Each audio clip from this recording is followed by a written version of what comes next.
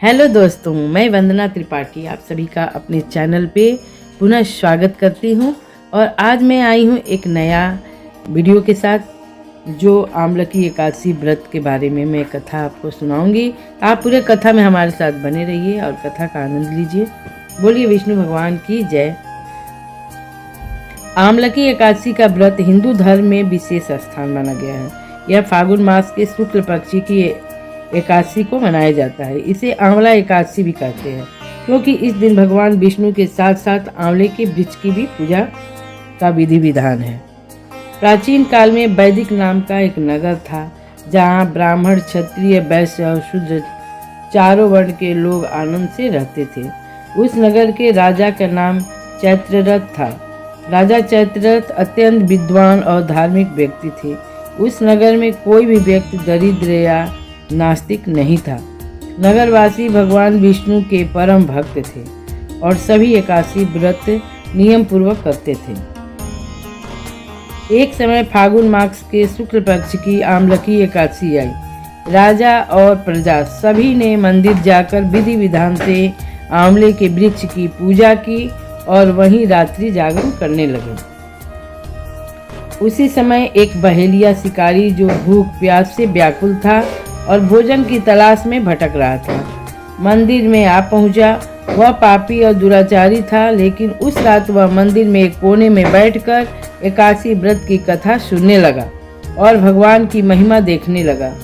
उसने पूरी रात वहां जागरण किया।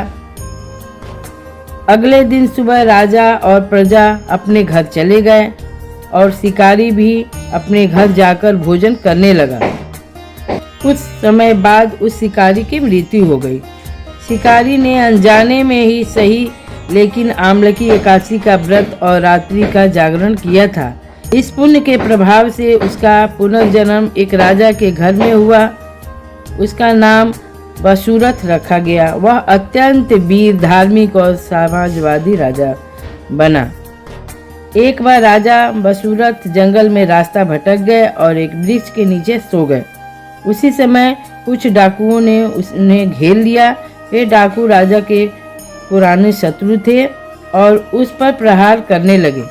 लेकिन आश्चर्य की बात यह थी कि डाकुओं के शस्त्र राजा को छूते ही फूलों में बदल जाते थे।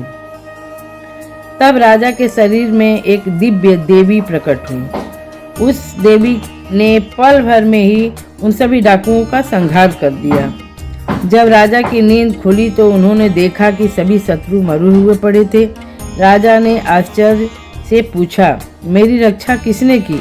तभी आकाशवाणी हुई, हे राजन, तुम्हारी रक्षा भगवान विष्णु ने की है। तुमने पिछले जन्म में अनजाने में ही जो आमलकी एकादशी का व्रत किया था वह उसी का पुण्य का फल है। राजा यह सुनकर अत्यंत प्रसन्न हुए और अपने नगर लौटकर श्रद्धापूर्वक एकादशी का व्रत करने लगे और अंत में उसे वैकुंठ धाम की प्राप्ति हुई। आंवले का क्या महत्व है? आंवले का महत्व शास्त्रों के अनुसार आंवला के वृक्ष की उत्पत्ति भगवान विष्णु के मुख से हुई है, इसलिए इसे आदि वृक्ष भी कहा जाता है। जो व्यक्ति इस कथा को पढ़ता या सुनता है उसे 1000 गौदान के समान फल प्राप्त होता है। यह व्रत समस्त पापों का नाश करने वाला है और अंत में मोक्ष प्रदान करने वाला है। बोलिए विष्णु भगवान की जय। तो दोस्तों, आज का ये व्रत आमलकी एकादशी का कैसा लगा जरूर बताइएगा, कमेंट करके लिखिएगा। बोलिए विष्णु भगवान की जय।